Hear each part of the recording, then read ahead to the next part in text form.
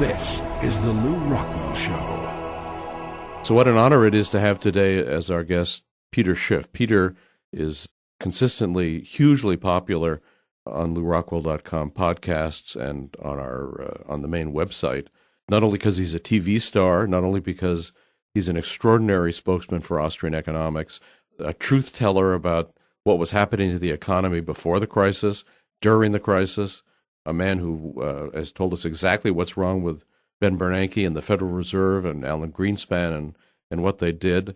He's the owner of Euro-Pacific Capital. He's an author of some very important books. Most recently, brought out a new edition of his little book of bull moves and bear markets. But I was especially touched and thrilled by, Peter, when you and your brother Andrew redid your dad's book, How an Economy Grows and Why It Crashes, updated it, changed it somewhat.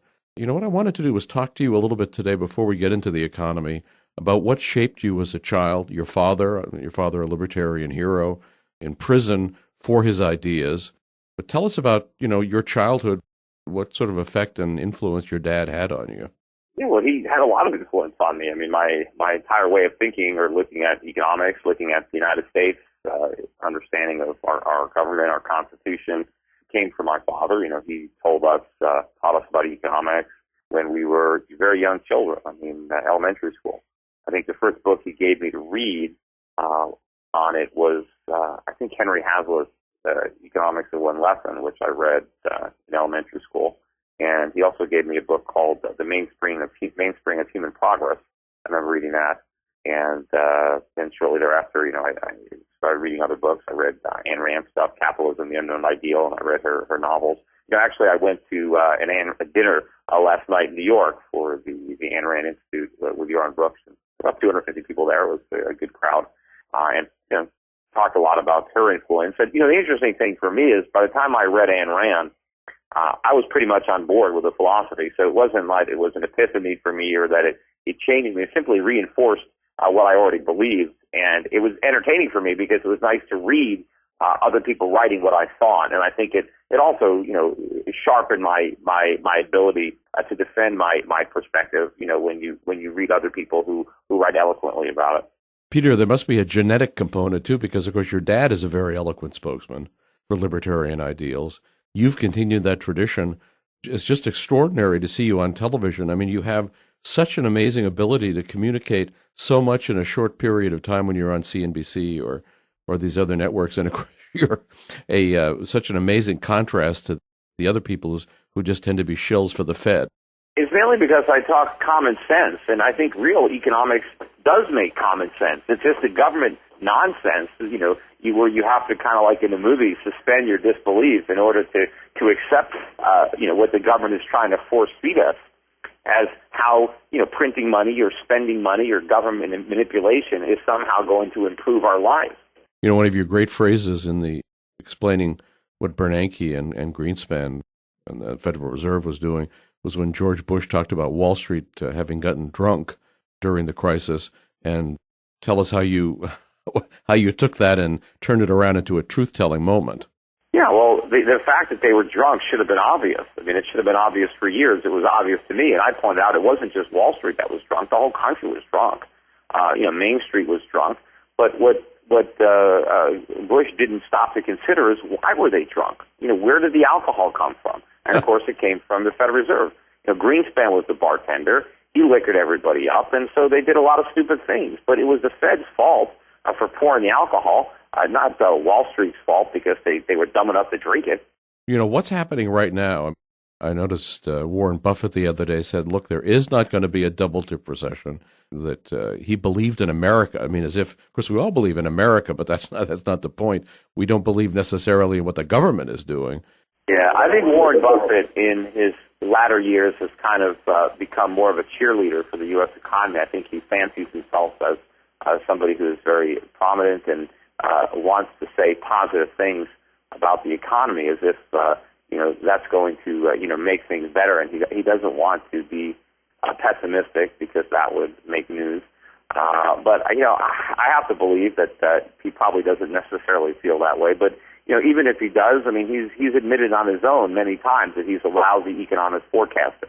He's a good investor in that he understands companies and profits and balance sheets, and he knows how to manage a company and do it well, but he's admitted many times that he's a lousy economic forecaster, and if he actually believes there's no double dip, he is proving that statement. Well, Peter, exactly as you've talked about for some time, we're seeing the dollar in a crisis right now, a continuing crisis, gold going up. What's happening? Well, gold's at a record high today, or it's pulled back a little bit or hit a record high yesterday. And, it's interesting when you watch all of the pundits on the financial channels trying to figure out why gold is going up. Meanwhile, they don't own any.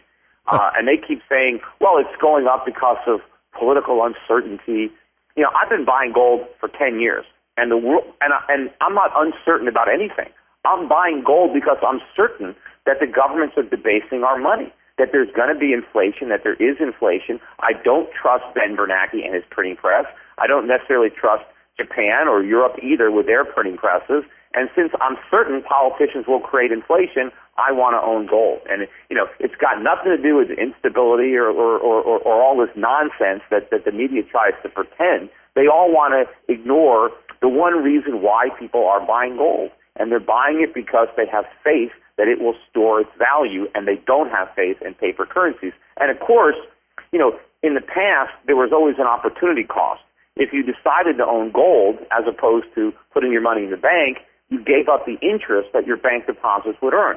Well, right now in Europe, in Japan, and the United States, bank deposits pay no interest. You earn nothing. So there is no opportunity cost. So given the choice of owning non-interest paying gold and non-interest paying dollars, the choice is clear. The supply of dollars is going to increase much more rapidly than the supply of gold. So it doesn't take a rocket science to figure out which one is going to lose value. Well, so far the price level hasn't gone up much, although we're starting to see it in food and other areas. Do we actually face a hyperinflationary environment? Is this what Bernanke is going to end up giving us? Well, that's the direction in which we're headed. It's not a foregone conclusion that we have hyperinflation. We will have higher inflation, much higher inflation than we have today, when you measure it by, consumer prices. But there still is the opportunity to avoid the worst case scenario. But right now, we've shown no political courage to actually do that because it's going to involve admitting the mistakes, doing the opposite of what we've been doing. It's going to involve much higher interest rates. It's going to involve allowing banks and companies to fail without bailing them out. And it's going to involve restructuring our national debt. It's going to involve the U.S. government acknowledging that it can't make the payments and working out a deal with our creditors. And the same thing is going to apply to entitlements like Social Security, Medicare. The government's going to have to admit that it can't afford to pay the benefits that have been promised, and it's going to have to reduce those benefits. Now, that is the only way to avoid hyperinflation. If the government doesn't do any of those things, then we will have hyperinflation. And, you can see what's going on around the world. Look at the overnight. You had this massive intervention in the foreign exchange markets by the Bank of Japan. And they came in and weakened the yen. They supported the dollar. And, of course, the media acts as if Japan did this, because it's to help their economy. They did it to help our economy. They propped up our currency. Now, you have in Japan exporters, and they want to sell products to Americans. But the problem is Americans are too poor to afford those products.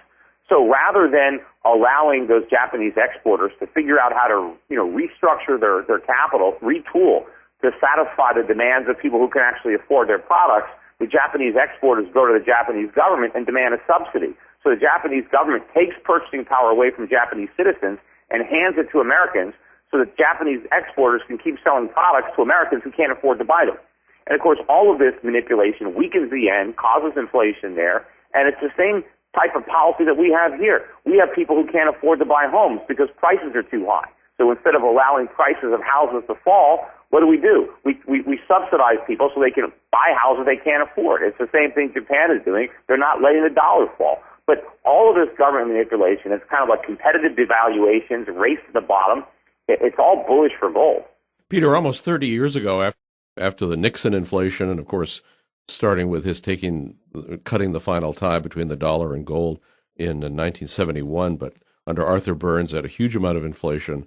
But for some reason, at that point, the regime, the Wall Street, the big banks, decided they were actually going to cut the money supply, and they brought in Paul Volcker. He cut the money supply.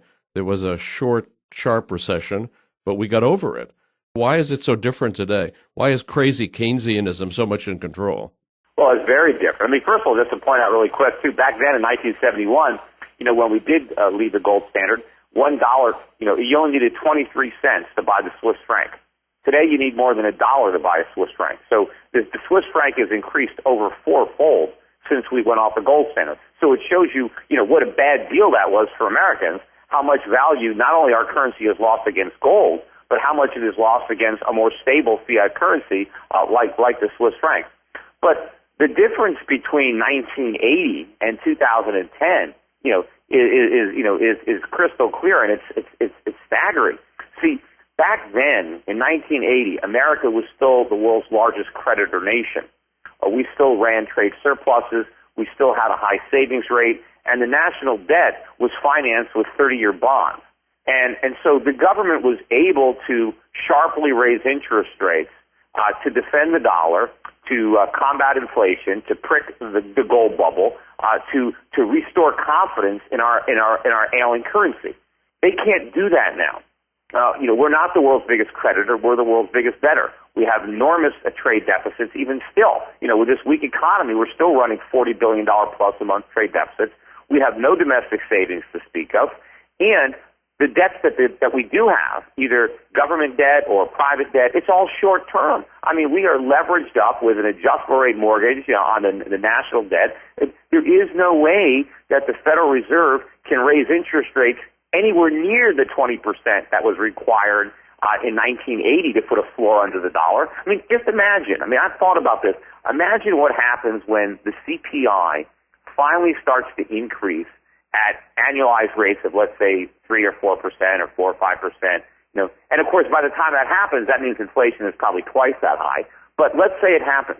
What is the Federal Reserve going to do? I mean, if unemployment is still 9%, 10%, is the Federal Reserve going to say, we have an inflation problem, it's 4 or 5%, we're going to bring interest rates up to 5 or 6% to combat that? I mean, if they did that, the federal government wouldn't be able to pay the interest on the national debt.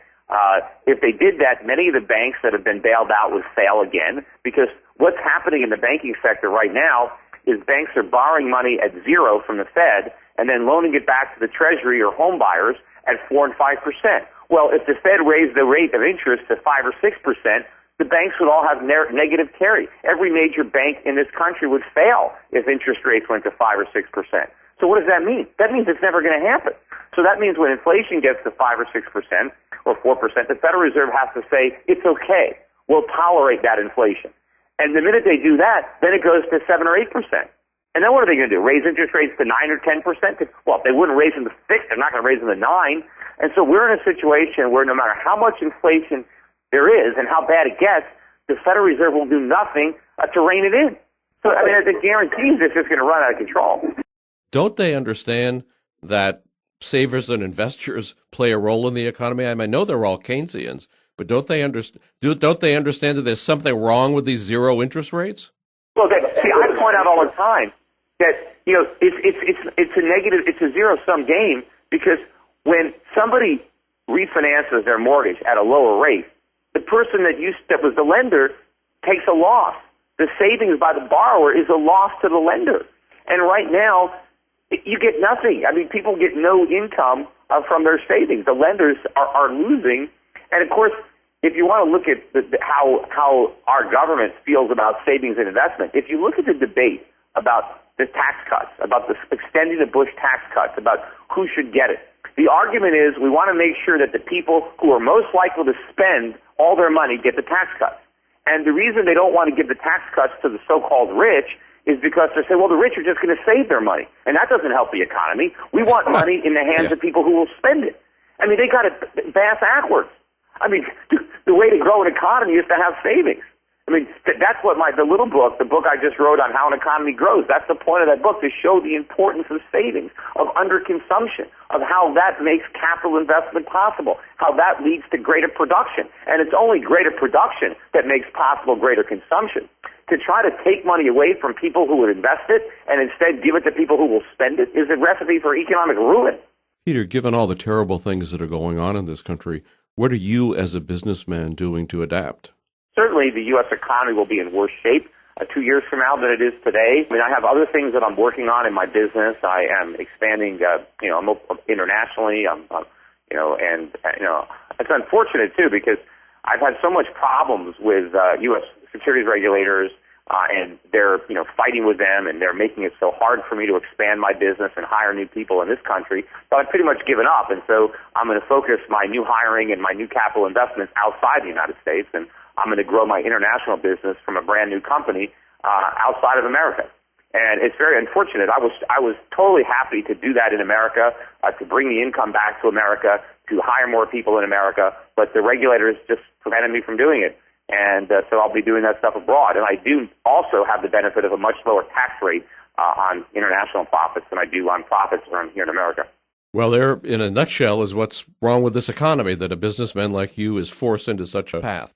Oh yeah, I mean that's the thing. I mean, if you want to succeed and you want to increase your wealth, the best way to do that is outside of the country, and that's what's going to happen. And of course, eventually, it's not just going to be the capital that's going to leave. It's going to be the labor. It's going to be individual American citizens who don't have capital but who want to work hard, and they're going to realize that they will be able to succeed more, achieve more, to reap the rewards of hard work if they work outside of this country. Because if they work here, well, they're just going to be a sacrificial lamb. If you want to succeed here, well, whatever you earn, well, that's going to be taken from you. We're going to redistribute that to people who don't want to work as hard. And so this is the dynamic that we have. We're going to chase out the best and the brightest, and we're going to be left with a bunch of people who want a handout. But the problem is there's nothing to hand out. Peter Schiff, thank you so much for being a spokesman for real economics, common sense economics, through your television appearances, through your business, through your books. I want to mention the updated version of the little book of Bull Moves and Bear Markets, also How an Economy Grows and Why It Crashes. Peter, you're great, and all I can say is thank goodness you're still here, and thank goodness you're still giving us the message. I'm not leaving, at least not yet anyway. Thank you, Peter. Thanks, Liv. Bye-bye. You've been listening to The Lew Rockwell Show, produced by LewRockwell.com, the best-read libertarian website in the world. If you'd like to advertise on this podcast or on the website, email advertising@LewRockwell.com. And thanks for listening.